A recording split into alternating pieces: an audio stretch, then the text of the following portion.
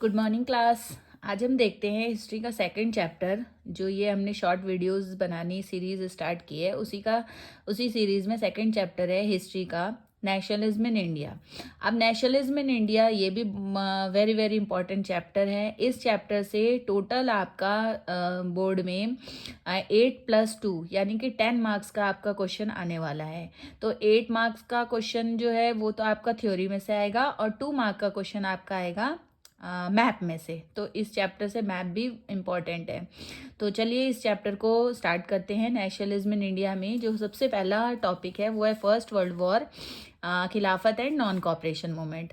तो यहाँ पे फर्स्ट वर्ल्ड वॉर से कहानी स्टार्ट होती है जब महात्मा गांधी जो है वो भारत आए थे, जिसमें सबसे पहले उनका था आइडिया ऑफ सत्याग्रह। देखो आइडिया ऑफ सत्याग्रह क्या था बच्चों कि अगर महात्मा गांधी का मानना था कि अगर हम सही हैं, सत्य हैं, तो हमें जो है किसी से लड़ने की ज़रूरत नहीं है, हमें फिजिकल पावर जो है वो नहीं दिखानी, फिजिकल तरीके से लड़ने की कोई ज़रूरत नहीं है। इसी सीरीज़ में आता है रॉलेट एक्ट। रॉलेट एक्ट क्या था कि रॉलेट एक्ट जो है वो ब्रिटिश गवर्नमेंट ने बनाया था, पास किया था। और इस एक्ट के अकॉर्डिंग जो था किसी भी पर्सन को बिना किसी ट्रायल के जो है वो पकड़ के जेल में बंद किया जा सकता था, जिसके खिलाफ जलियांवाला बाग इंसिडेंट हुआ। जलियांवाला बाग आपको पता ही है, जलियांवाला बाग में जनरल डायर ने ओपन फायरिंग स्टार्ट कर दी थी, जिसकी वजह से बहुत सारे लोग मारे गए थे। तो वहाँ पे पीसफुली प्रोटेस्ट चल रहा था, जिसके खिलाफ ऐसा हुआ। इसके बाद आता है खिलाफत मूवमेंट। ये सारी चीज़ें जो है नॉन कॉपरेशन मूवमेंट में ही आती हैं। उसके बाद आता है खिलाफत मूवमेंट। खिलाफत मूवमेंट जो था वो खलीफा के फेवर में, खलीफा के ऊपर जब फर्स्ट वर्ल्ड वॉर हो गया था, तो फर्स्ट वर्ल्ड वॉर होने के बाद में जो खलीफा था, जो ऑटोमन एम्पायर हार गया था, तो ऑटोमन एम्पायर का जो खलीफा था उसके ऊपर काफ़ी सारी रिस्ट्रिक्शंस लगा दी गई थी, काफ़ी सारी उसके ऊपर पेनल्टीज लगा दी गई थी, जिसको सपोर्ट करने के लिए भारत में खिलाफत मूवमेंट जो है वो स्टार्ट हुआ था, जो कि मुस्लिम लोगों ने किया था। अब यहाँ पे नॉन कॉपरेशन मूवमेंट और खिलाफत मूवमेंट दोनों पैरेलल में चल रहे थे। तो गांधी जी ने कहा कि अगर नॉन कॉपरेशन को खिलाफत मूवमेंट के साथ जोड़ दिया जाए तो काफ़ी हमें फ़ायदा होगा। तो ये मुस्लिम लोगों को भी काफ़ी अच्छा लगा और मुस्लिम लोगों ने इसका सपोर्ट किया, तब स्टार्ट हुआ हमारा नॉन कॉपरेशन खिलाफत मूवमेंट। इसके बाद आता है जो सेकंड टॉपिक है आपका, differing stand with in the movement. इस मूवमेंट में क्या क्या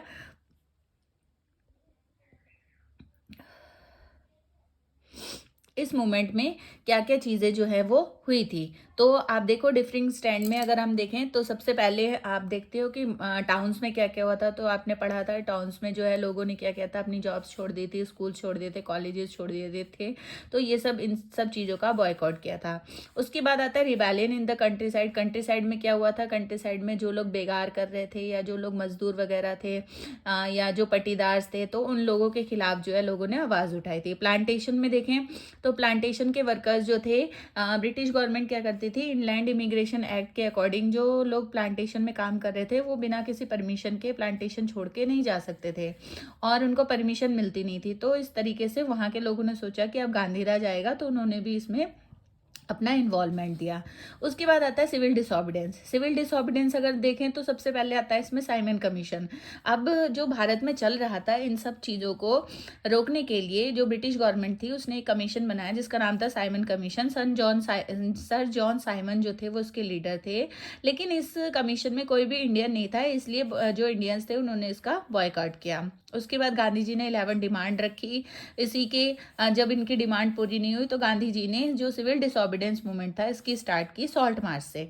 सॉल्ट मार्च जो था गांधी जी ने साबरमती आश्रम से स्टार्ट किया था और दांडी जा करके उन्होंने सेरेमोनियल तरीके से सॉल्ट जो है वो बनाया था।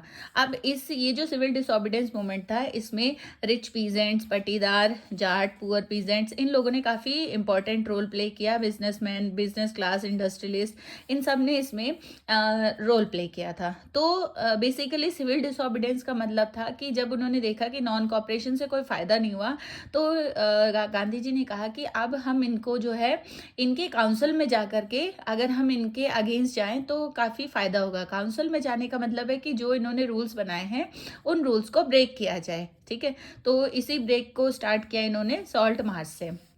उसके बाद आता है जो सिविल डिसोबीडियंस मूवमेंट था, उसकी जो लिमिट्स थी वो क्या थी? लिमिट्स थी दलित और मुस्लिम। ये दो चीज़ें जो है ये काफ़ी इंपॉर्टेंट है, तो ये क्वेश्चन में आ भी सकता है। सिविल डिसोबीडियंस की लिमिट्स क्या थी? दलित और मुस्लिम। तो दलित जो थे, अब आपको पता है हमारे देश में क्या व्यवस्था थी, क्या सिचुएशन थी।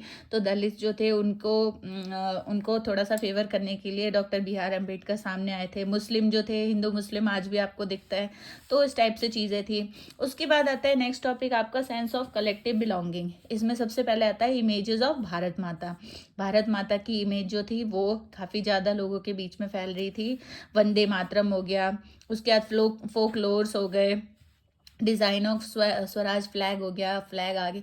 ये सब चीज़ें ऐसी हैं जो कि आपके नेशनलिज्म में काफ़ी ज़्यादा इंपॉर्टेंट रोल प्ले कर रही थी।